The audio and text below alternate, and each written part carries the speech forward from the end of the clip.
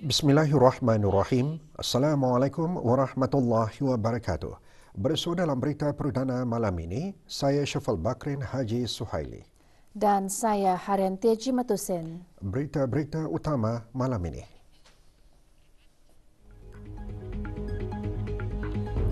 Kebawah Duli Yang Maha Mulia Paduka Seri Baginda Sultan dan Yang di-Pertuan Negara Brunei Darussalam bertitah menegaskan tema APEC menggariskan hasrat menjadikan Asia Pasifik rantau yang mampan dan inklusif.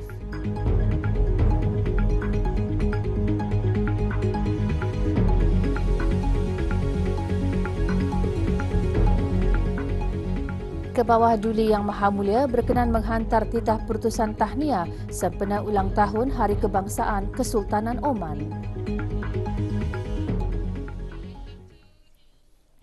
Kebawah Duli Yang Maha Mulia Paduka Seri Baginda Sultan Haji Hassan Al-Bolkiah Muizzaddin Wad Daulah Ibni Almarhum Sultan Haji Umar Ali Saifuddin Saadul Khadiwaddin Sultan dan Yang di-Pertuan Negara Brunei Darussalam bertitah menekankan APEC Economic Technical Cooperation, APEC ECOTEC, mesti kekal sebagai tonggak penting dalam APEC sebagai asas untuk membangunkan keupayaan institusi yang lebih kukuh dan mewujudkan laluan kepada pertumbuhan yang mapan dan inklusif serta ke arah menuju UN Sustainable Development Goals dan mencapai pelepasan net zero menjelang 2050.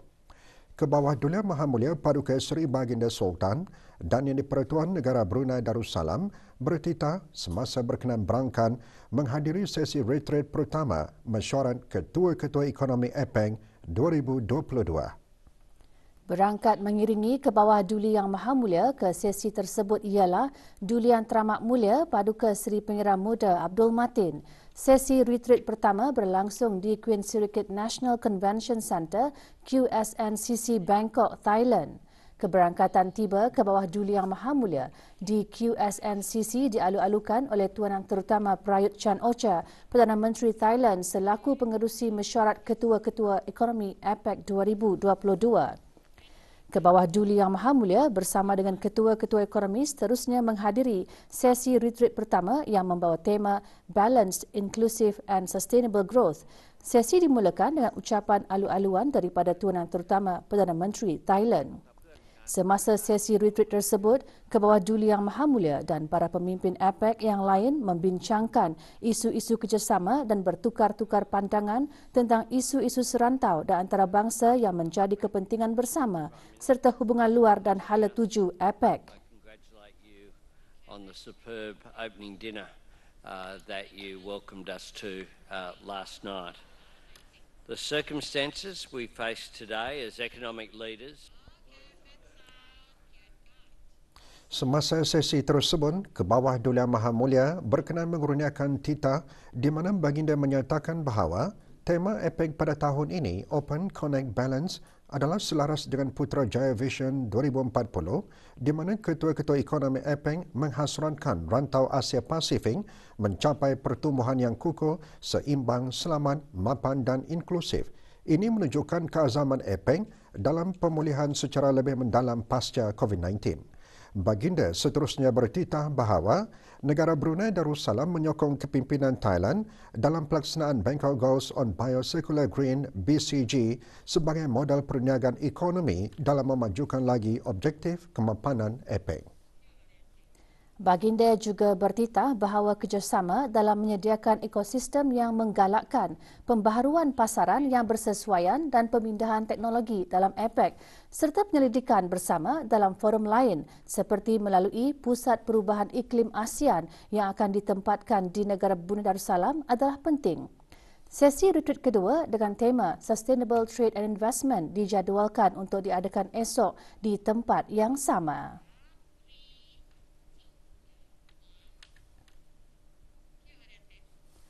Ke bawah Duli Yang Maha Mulia Paduka Seri Baginda Sultan dan Yang di-Pertuan Negara Brunei Darussalam berkenan berangkat ke APEC Leaders Informal Dialogue with Guests. Sesi dialog tersebut membawa tema Promoting Sustainable Trade and Investment between APEC and its trading partners. Di antara tetamu-tetamu khas pengerusi yang hadir adalah His Royal Highness Prince Muhammad bin Salman bin Abdul Aziz Al Saud, Putera Mahkota dan Perdana Menteri Kerajaan Arab Saudi dan Tuan Yang Terutama Emmanuel Macron, Presiden Republik Perancis. Semasa sesi tersebut, ke bawah Duli Yang Maha Mulia berkenan mengurniakan titah baginda menyatakan bahawa tahun 2022 merupakan tahun yang bermakna bagi sentraliti ASEAN dengan kejayaan-kejayaan yang diperlihatkan oleh Kerajaan Kemboja sebagai pengerusi ASEAN, Republik Indonesia sebagai pengerusi G20 dan pada masa ini APEC yang dipengerusikan oleh Kerajaan Thailand. Baginda juga bertitah menyatakan pandangan bahawa kejayaan sidang-sidang kemuncak ini telah menunjukkan komitmen ASEAN dalam kerjasama di rantau Indo-Pasifik dan seterusnya dalam membentuk arkitektur serantau yang inklusif dan terbuka. D'être le premier chef d'État européen à participer au sommet de l'APEC depuis, mesdames et messieurs les chefs d'État et du gouvernement. Dalam titah baginda lagi, ke bawah Duli Yang Maha Mulia mengiktiraf peranan yang dimainkan oleh tetamu-tetamu khas pengerusi iaitu sebagai pengerusi Kesatuan Eropah dan pengerusi Gulf Cooperation Council. Negara Brunei Darussalam menekankan kepentingan mencari pendukung atau complementarities dalam usaha-usaha pemulihan ekonomi yang berterusan serta dalam meningkatkan kesiapsiagaan terhadap krisis masa depan dan kedayantahanan perniagaan. Pada mengakhiri titah, baginda mengiktiraf kepelbagaian rakan kongsi di luar APEC dalam perkongsian amalan terbaik, kerjasama teknikal dan pemindahan teknologi dan dalam menggabungkan sektor kerajaan dan swasta bersama-sama melaksanakan pembaharuan perdagangan yang bermakna secara komersial dengan menjadikan perdagangan antarabangsa lebih mudah, cepat dan secara kos efektif. Ke bawah Duli Yang Maha Mulia Paduka Seri Baginda Sultan dan Yang di-Pertuan Negara Brunei Darussalam hari ini berkenan berangkat bagi menghadiri mesyuarat dua hala bersama His Royal Highness Prince Muhammad bin Salman bin Abdul Aziz Al Saud, Putera Mahkota dan Perdana Menteri Kerajaan Arab Saudi. Mesyuarat tersebut berlangsung di Queen Sirikit National Convention Centre, Bangkok. Berangkat mengiringi ke bawah Duli Yang Maha Mulia ialah Duli Yang Teramat Mulia Paduka Seri Pangeran Muda Abdul Matin. Semasa mesyuarat tersebut, ke bawah Duli Yang Maha Mulia dan His Royal Highness Putera Mahkota dan Perdana Menteri Kerajaan Arab Saudi antara lainnya berbincang mengenai perkara-perkara yang menjadi kepentingan bersama dalam mengukuhkan hubungan dua hala yang sekian lama terjalin.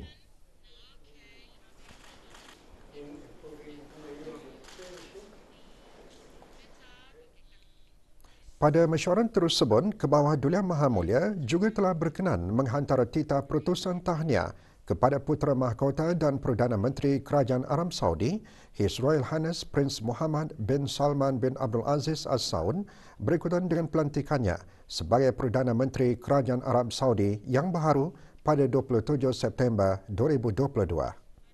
Ke bawah Duli Yang Maha Mulia berkesempatan mengundang His Royal Highness Putera Mahkota dan Perdana Menteri Kerajaan Arab Saudi untuk mengadakan lawatan ke negara Brunei Darussalam dan pada masa yang sama, His Royal Highness menjunjung ke bawah Duli Yang Maha Mulia dan kerabat diraja berangkat ke Arab Saudi bagi mengerjakan ibadah umrah.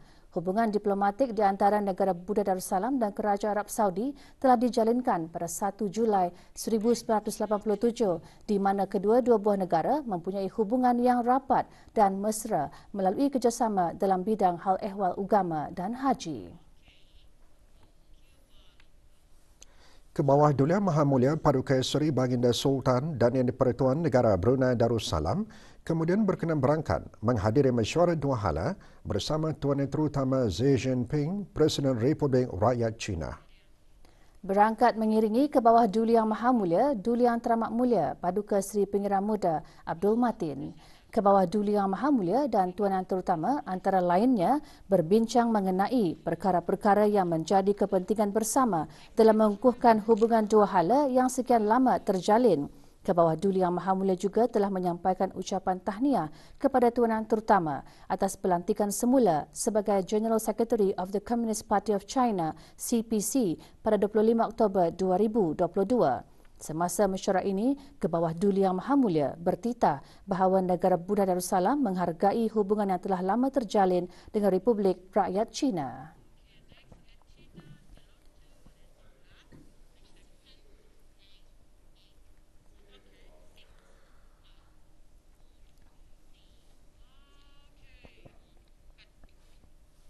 Negara Brunei Darussalam dan Republik Rakyat China akan menyambut 5th Year of Strategic Cooperative Partnership pada tahun 2023 dan menyatakan hasrat untuk menerokai peluang-peluang kerjasama bersama secara meluas. Hubungan ekonomi di antara kedua-dua buah negara tersebut terus mengukuhkan usaha-usaha kepelbagaian ekonomi negara Brunei Darussalam yang telah mewujudkan peluang-peluang pekerjaan dan meningkatkan kemahiran rakyat. Hubungan diplomatik di antara negara Brunei Darussalam dan Republik Rakyat China telah dijalinkan pada 30 September 1991 di mana kedua-dua buah negara mempunyai hubungan yang rampan dan mesra melalui kerjasama dalam bidang perdagangan dan pelaburan, pertanian dan perikanan, pertahanan, pendidikan, hubungan antara rakyat, pelancongan dan kebudayaan, belia dan sukan. Hubungan negara Brunei Darussalam dan Republik Rakyat China telah dinaik taraf kepada Strategic Cooperative Partnership semasa lawatan negara Presiden Xi Jinping ke negara Brunei Darussalam pada 19 November 2018. Semalam, Kebawah Duli Yang Maha Mulia Paduka Seri Baginda Sultan dan Yang di-Pertuan Negara Brunei Darussalam berangkat menghadiri Majlis Santap Malam Gala Ketua-Ketua Ekonomi APEC yang dihoskan oleh Tuan Terutama Prayut Chan-o-cha, Perdana Menteri Thailand, selaku pengerusi mesyuarat Ketua-Ketua Ekonomi APEC 2022. Majlis tersebut diadakan di Royal Thai Navy Hall, Bangkok, Thailand. Berangkat mengiringi Kebawah Duli Yang Maha Mulia ialah Duli Yang Teramat Mulia Paduka Seri Pangeran Muda Abdul Matin. Keberangkatan tiba Kebawah Duli Yang Maha Mulia dialulukan oleh Perdana Menteri Thailand dan isteri. Sejurus keberangkatan tiba Kebawah Duli Yang Maha Mulia menyertai Tuan Terutama dan Ketua-Ketua Ekonomi APEC yang lain bagi sesi bergambar ramai sebelum menghadiri Majlis Santap Malam Gala. Majlis Santap Malam Gala dimulakan dengan ucapan daripada Tuan Terutama Perdana Menteri Thailand bagi mengalulukan kehadiran para Ketua Ekonomi APEC dan delegasi yang menghadiri mesyuarat Ketua-Ketua Ekonomi APEC 2022. Majlis diserikan dengan beberapa persembahan kebudayaan.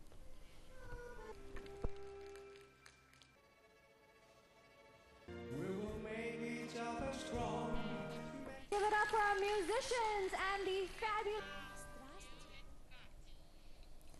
Kebawah Duli Yang Maha Mulia Paduka Seri Baginda Sultan Haji Hassanal Bolkiah Muizzaddin Wad Daulah, Ibni Almarhum Sultan Haji Omar Ali Saifuddin Sa'dul Khairi Waddin, Sultan dan Yang di-Pertuan Negara Brunei Darussalam telah berkenan menghantar titah putusan tahniah kepada Kebawah Duli Yang Maha Mulia Sultan Haitham bin Tariq, Sultan Oman dan kerajaan serta rakyat Kesultanan Oman bersempena dengan ulang tahun Hari Kebangsaan Kesultanan Oman.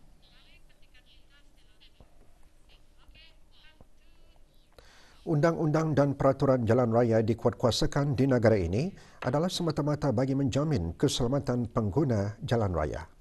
Itu antara intipati khutbah hari ini. Ikuti bahan beritanya bersama dengan bahan berita lainnya selepas ini.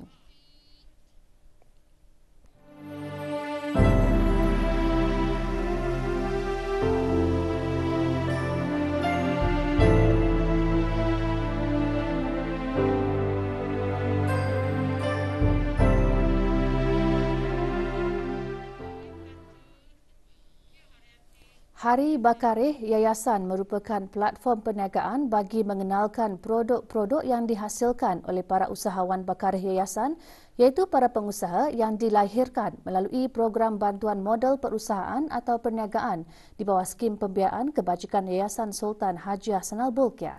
Ia juga merupakan inisiatif yayasan bagi menyediakan ruang strategi sebagai sokongan kepada para pengusaha tempatan dalam mengukuhkan portfolio perniagaan mereka dan meluaskan rangkaian pemasaran produk mereka. Perasmiannya berlangsung petang tadi di Kompleks Yayasan Sultan Haji Hassanal Bolkiah, Bandar Seri Begawan.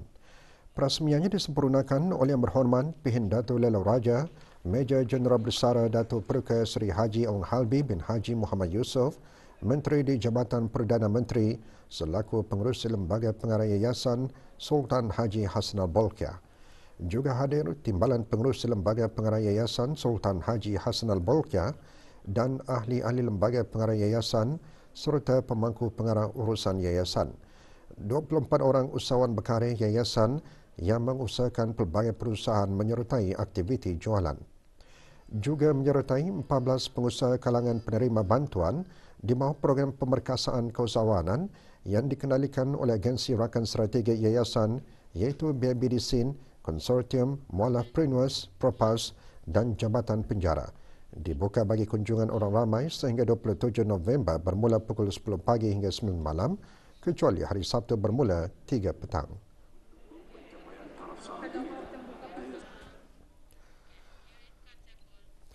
Pusat Dakwah Islamiah melalui bahagian pembangunan mu'alaf mengadakan majlis penyampaian sijil kelas bimbingan mu'alaf dan majlis khatam Al-Quran bagi kelas bimbingan mu'alaf daerah Brunei dan Muara dan Persatuan Nurul Islam. Majlis berlangsung pagi tadi di Pusat Dakwah Islamiah Berakas. Bacaan Saidul Istighfar dan Surah Al-Fatihah dipimpin oleh Awang Haji Muhammad Rosli bin Haji Ibrahim, Setiausaha Tetap Kementerian Hal Ehwal Ugama. Diikuti bacaan khatam Al-Quran, tahtim, doa khatam Al-Quran dan dikir marhaban.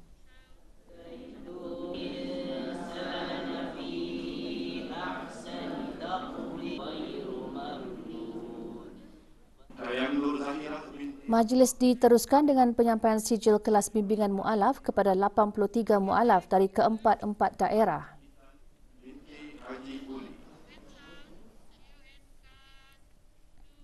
Agama Islam menganjurkan umatnya supaya menghindari daripada segala bentuk kebinasaan, kerugian, kehilangan nyawa dan kemusnahan harta benda.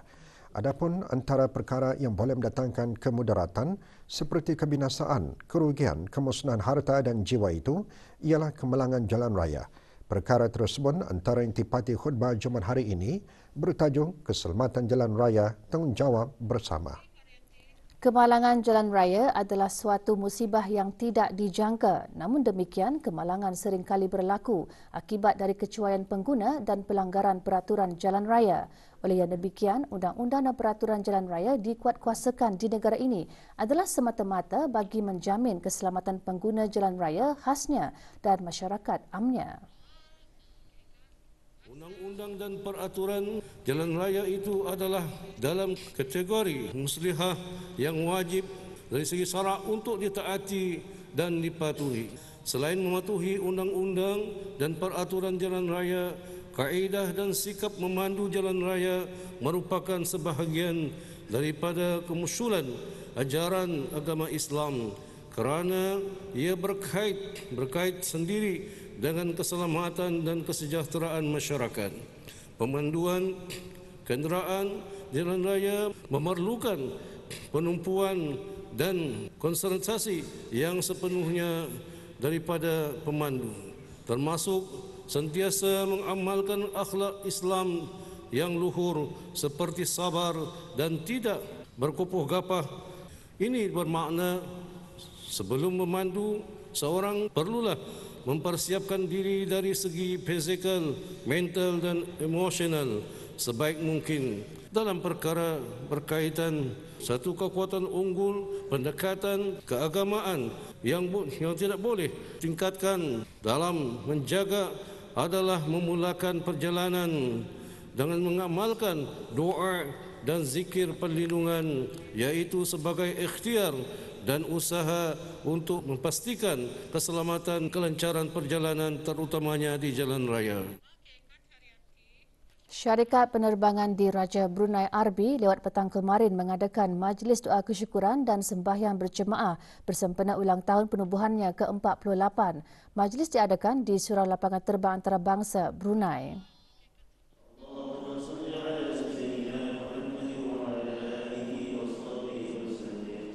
Hadir Kapten Sabirin Abdul Hamid, pemangku Ketua Pegawai Eksekutif RB.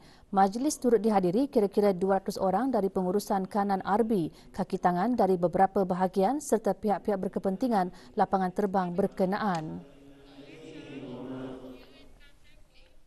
Kumpulan Ahmar dan Kumpulan Mawar muncul juara dalam peraduan membaca Saidul Istighfar dan Selawat Tarfrijiyah secara berkumpulan kelas Muslimah Masjid Kampung Penanjung Tutong.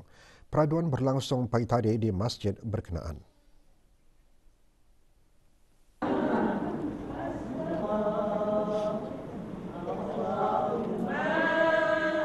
Penyampaian hadiah disempurnakan oleh Daeng Haja Nuraisah binti Haji Musa, isteri Pegawai Hal Ehwal Masjid Daerah Tutong. 5 kumpulan menyertai peraduan Saidul Istighfar dan 4 kumpulan menyertai peraduan Selawat Tarfrijiyah.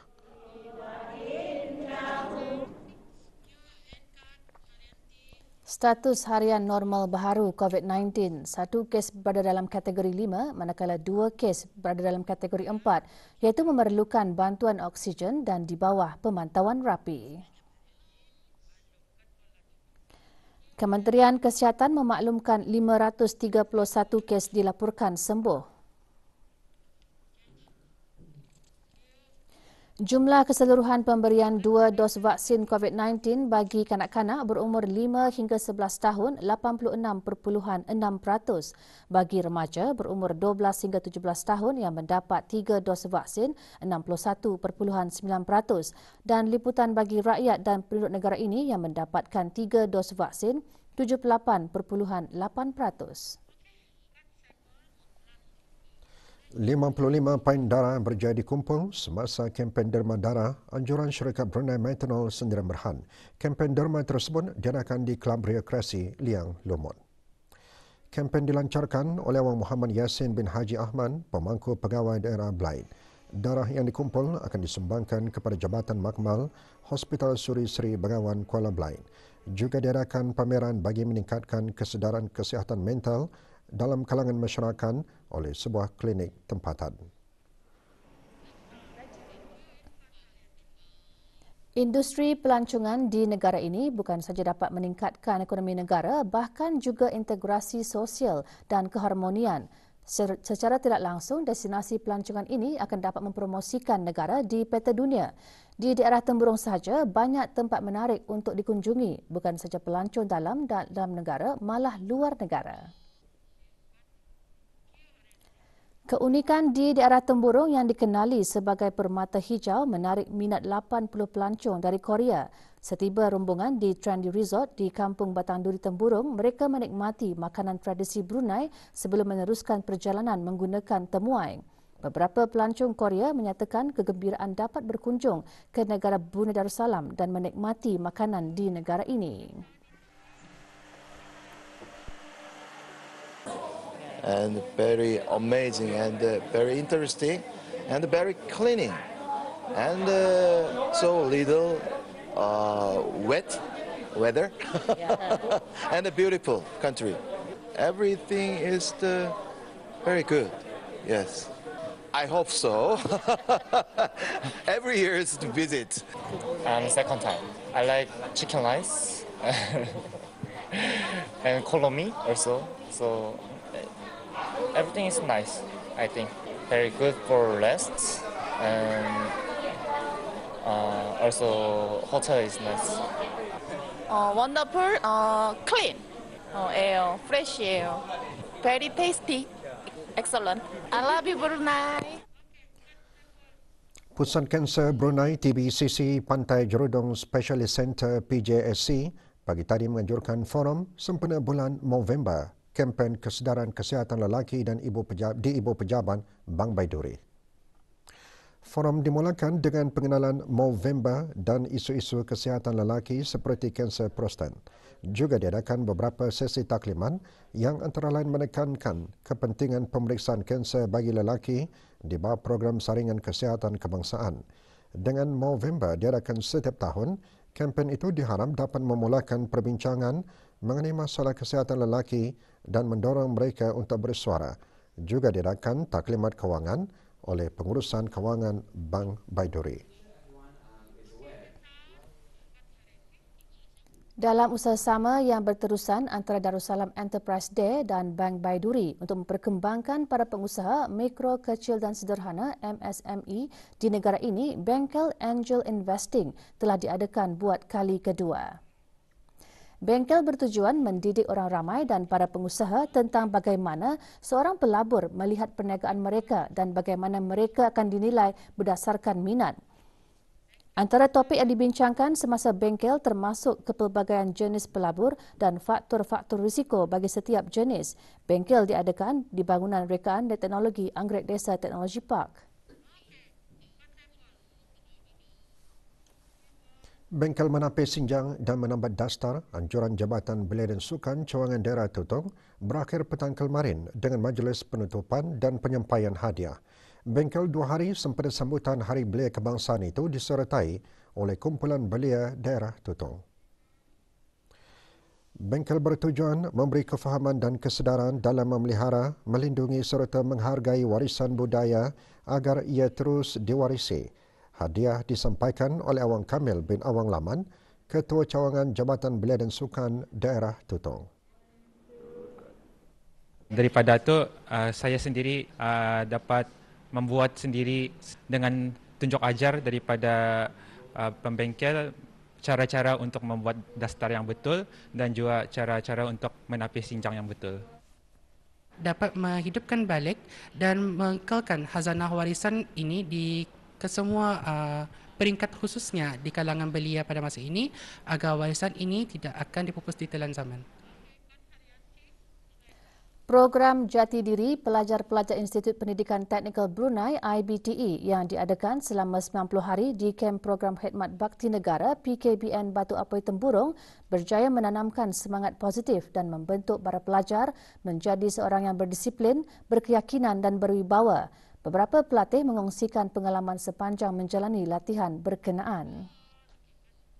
Saya banyak mempelajari tentang disiplin, cara bercakap, menepati masa yang telah diberi semasa melakukan solat, berkumpul.